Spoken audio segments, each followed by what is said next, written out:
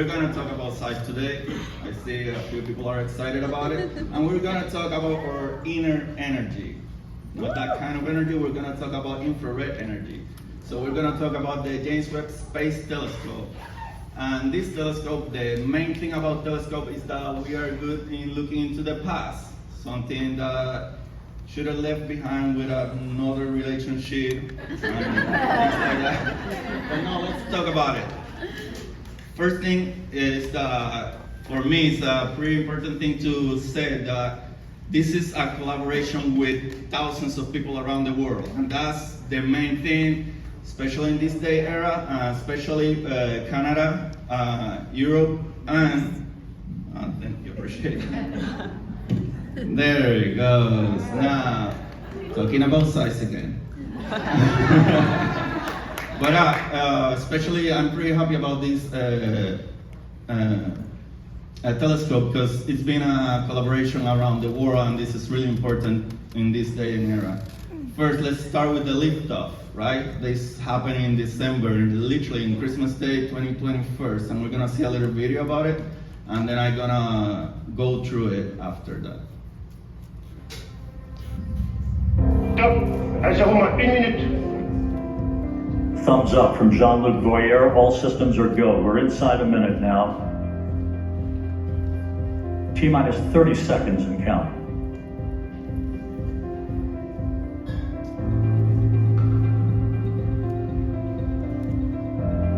Standing by for terminal count. À tous de DDO, attention pour les décomptes finales.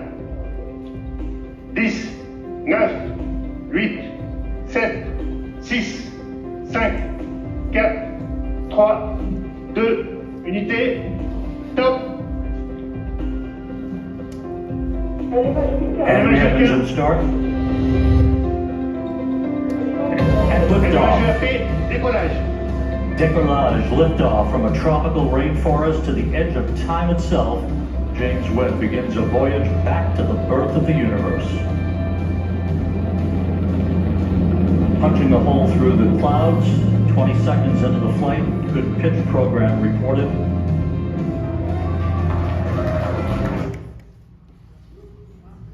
But the main thing is like everything looks so nice after liftoff and everything, but that's not the hard part. The hard part is that this telescope lasted over 20 years to be done after $10 billion in the making. And why we spend that much money and that much time in a telescope? Well, the main thing here is the infrared light.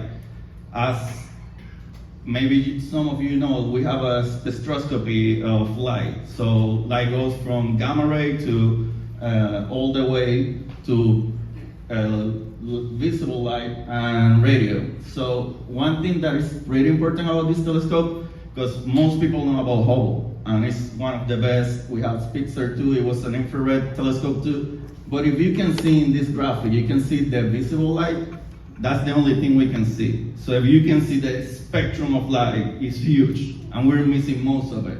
Another thing is like even Hubble, it was mostly a visible light telescope, and although it was great and we discovered so many things, look, all the James Webb Space Telescope is gonna see in the infrared that you can span that spectrum all the way, and only a little bit at the end you have a Spitzer, that was the next telescope. So one thing you have to understand here is like the broad spectrum of light that we're missing.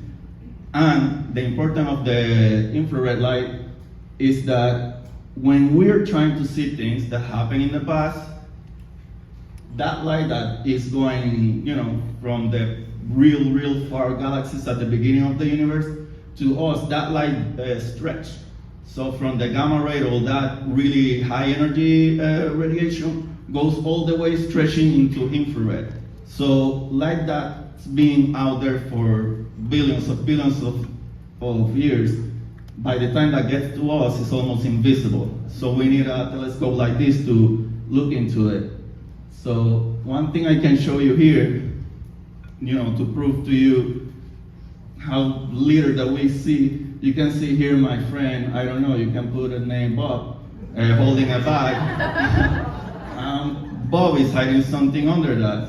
And with infrared, you can see literally right behind that. And as you guys know, the galaxy is really, really empty, but we have a lot of gas and dust out there. So for most of the high energy wavelength, it's so hard to go through those.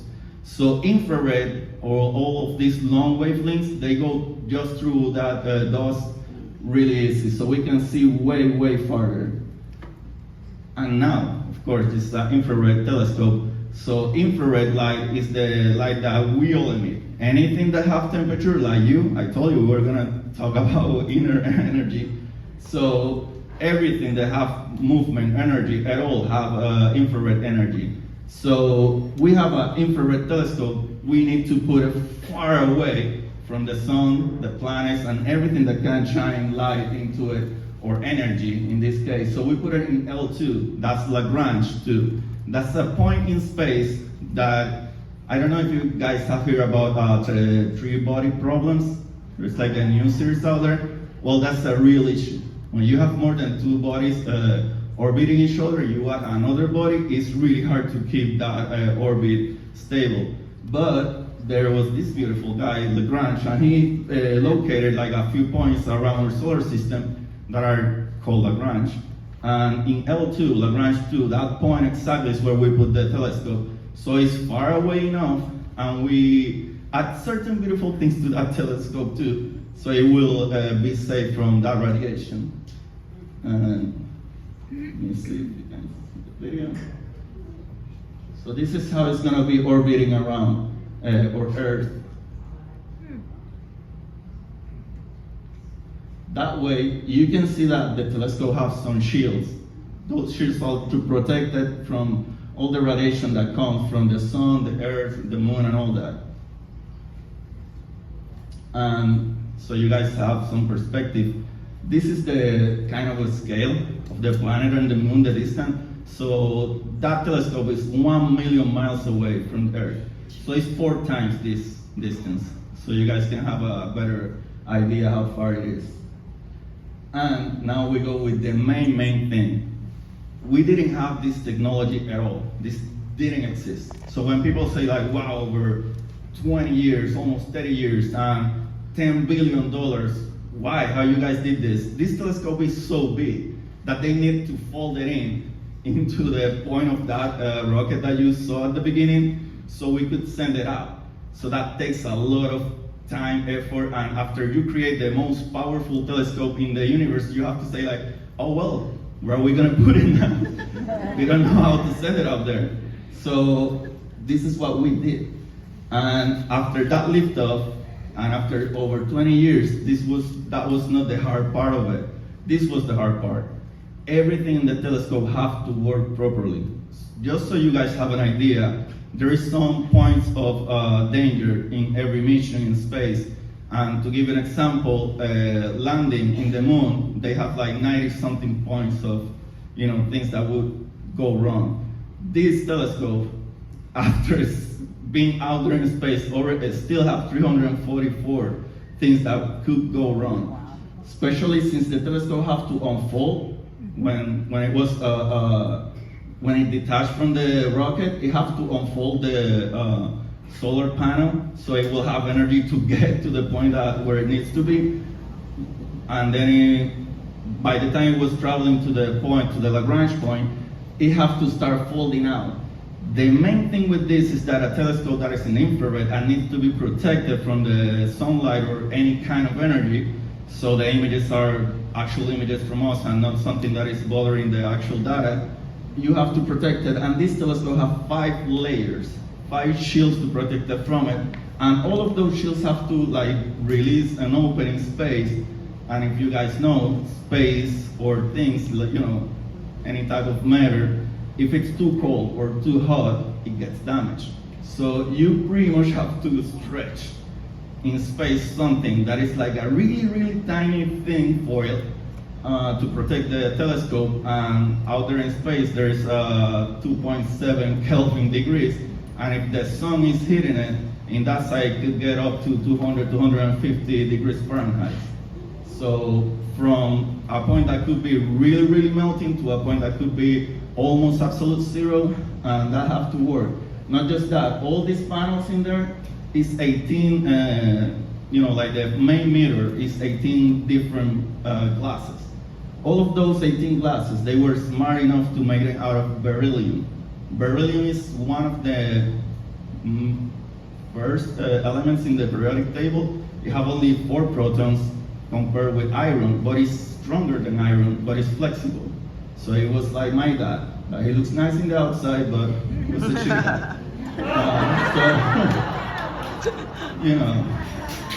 So one thing that is pretty cool in this is that you can see that it's gold. So they just put a little bit of gold painting that is only like 100 nanometers.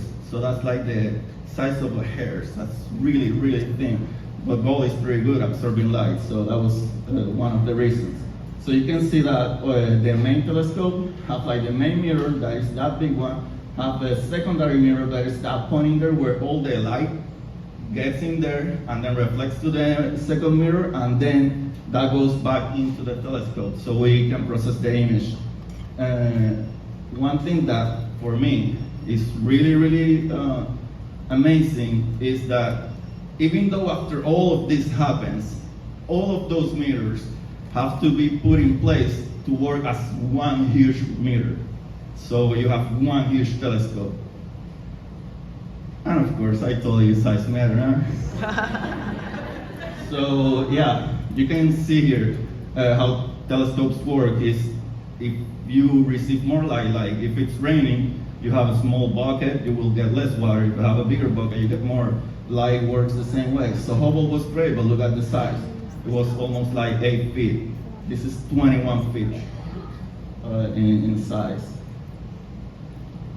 Now, what is the main difference between visible light and light that we cannot see in simple light? This was one of the most beautiful pictures Hubble ever took. This is the deep field, a Hubble deep field image. In this image, just so you guys have an idea, this took like a few days, like almost 2 weeks, to take this picture. This took a couple hours with James Webb. Wow. You can see all those red dots. Everything in this image is a galaxy. And just to blow your mind, what we're looking here is like if you get a grain of sand and put it up and look at it, that's all this space that we're looking here. So it's nothing in space. So yeah, we believe in aliens. Now, one thing that I love about this, and people sometimes don't realize, you can see the bend of space because of the gravity of all these galaxy clusters, and you can see how light bends around. So that's even another proof that we cannot see from here. Even telescopes from here cannot see this, that you can prove Einstein was right too. The bending of space, and you have it in an actual picture here. This is, for me, this is crazy. And you can compare the Spitzer, that was an infrared telescope, between Webb. It is, no doubt it was a good investment. And the difference about all of this is you can see the visible light, but you would see, you see a little near infrared. Look, everything that just turned down there. And then go mid-infrared, you can see, oh my God, there's even more. There's more gas, there's more stuff around. For example, this was one of the farthest galaxies Hubble looked into it. This galaxy is around 13.1 billion years away. So this is one of the main galaxies that we know of so far, but that was not the only one. We have a second one, and this one is to believe 13.5 billion years. So that means this is 400,000 years after after the Big Bang. So we're looking at the beginning of the universe already. This was not James Webb. This was from different types of telescope from Earth. This picture was taken in Tokyo. But James Webb will look into it and make sure that what we're seeing is what we believe. And another cool thing, real quick, that James Webb can do is that when light goes through the planets, if we're looking to an exoplanet, we can see through the atmosphere what type of elements are in that atmosphere. That way we can see if like there's some elements that can only be in the atmosphere because something that is alive created, right? Maybe we can locate like, maybe there's life in that planet. And the way to do it is because stars, usually the light that the stars send is a higher energy light, and planets, because they're infrared, because they just reflect the energy in them, we can see them way better than, because lights, like the star in here, if you look during the day, you cannot see anything behind. So with the infrared telescope, you can do that. And to me, one of the most crazy things is things that you discover when you actually look. It's like when you are blind and suddenly they have surgery in your eye. So let's just go through the main pictures. Deep field, crazy. You can see here that even in the left one that looks so beautiful, you can see with a different kind of infrared, you can see that there is not only one star, it's two stars in the middle. This is another nebula. This is once again the gravitational field. Beautiful. You can see two galaxies colliding. Spin well.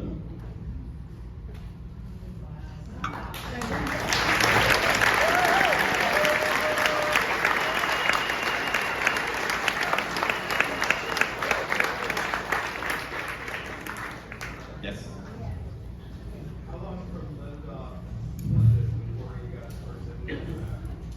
Yeah, on February, the telescope was already there, so around, well, it took a little bit over a month to unfold and be in place and etc. And then the first image release was in July 11. So after the first week, they already have a bunch of pictures. They just have to process them. Where is the telescope planet-wise?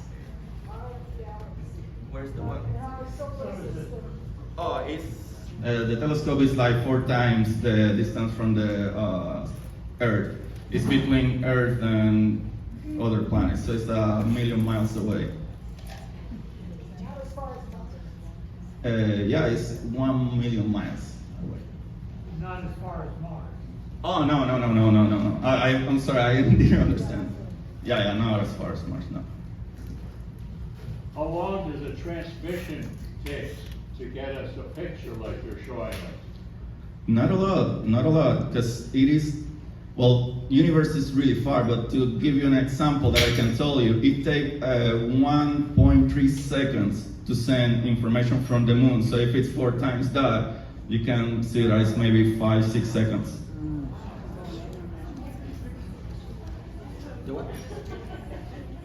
Oh, I'm sorry. Yeah, they said how long it would take the information to get to us from the telescope. I have 2 questions. First, were you at the liftoff? Oh no, I wish. It wasn't even in the States. And also, do you know what the control language for the scientific equipment and who wrote it? No, I don't know. You know? You know the answer? I wrote that. Oh, you did? Nice. When are you gonna present? Well, the question was what was the language they wrote the code and all. It was a JavaScript engine that controls all the internal equipment. Can you repeat that for everybody? It's JavaScript, which scares What's anyone that's JavaScript? ever had a crashing web browser. That's what I wrote, and that's what controls all the equipment and controls stuff in space. Nice. Back there. Oh, that's really nice. That's a good question. You need to present. We have to get this guy. Back there. Can you explain redshift, and did they know about it prior to the deployment of the web, or did they find it after? Yeah, we know redshift since Please 19. repeat the Oh, the question. question, sorry. Question is like if we knew about redshift before the telescope, and even Hubble, I believe he said too. And we did. We knew about redshift in 1929 when Edwin Hubble discovered like there is more galaxies out there. So he realized that for some reason, galaxies or stars that are moving away from us, their light that is getting to us is turning red. And galaxies or things, usually, because there's huge stars that sometimes looks like they're getting closer or farther, but usually things that are getting closer turn into blue shift. Things that are getting farther get into red shift. Yeah, we knew that part.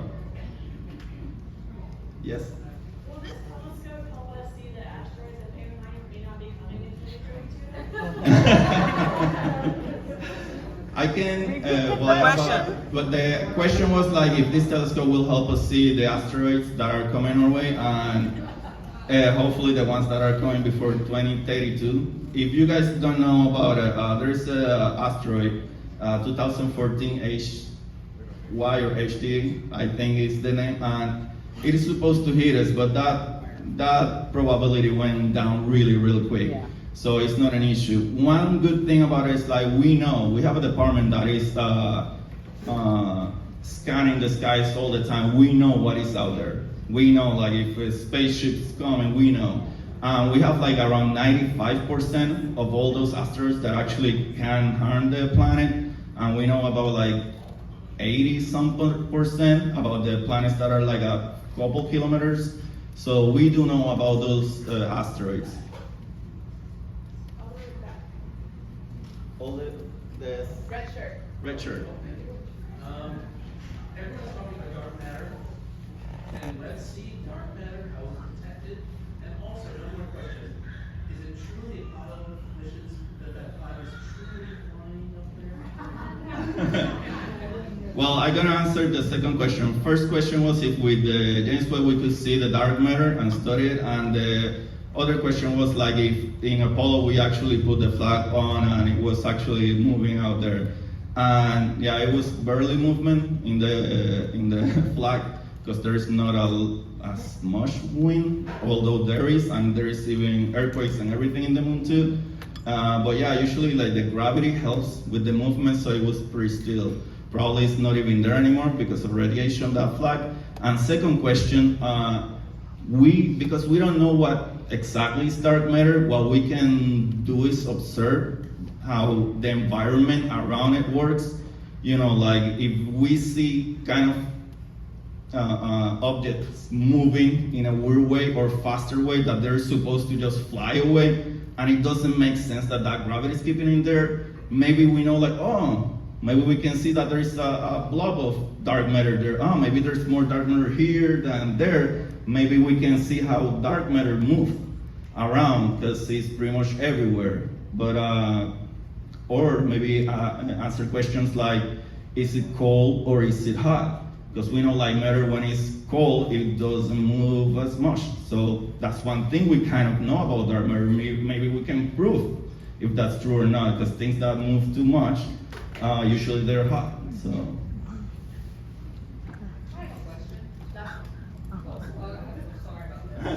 When the telescope is unfolding, is that something that you're doing with the program on the planet here, or is that something that is programmed into the telescope to do itself? Yeah, we have to press the key The to send the question? signal. The question is like if the telescope, when it was unfolding, if it was pre-programmed and it just knew when to start doing it. No, we have people here literally sweating a lot, just pressing the key and hopefully opening. Oh my God. Yeah, there's videos of that. It's really fun. Hopefully with different key. And they Thank you guys. Oh. You had a question. Oh yeah. I was like, yeah, I think so too. Uh-oh.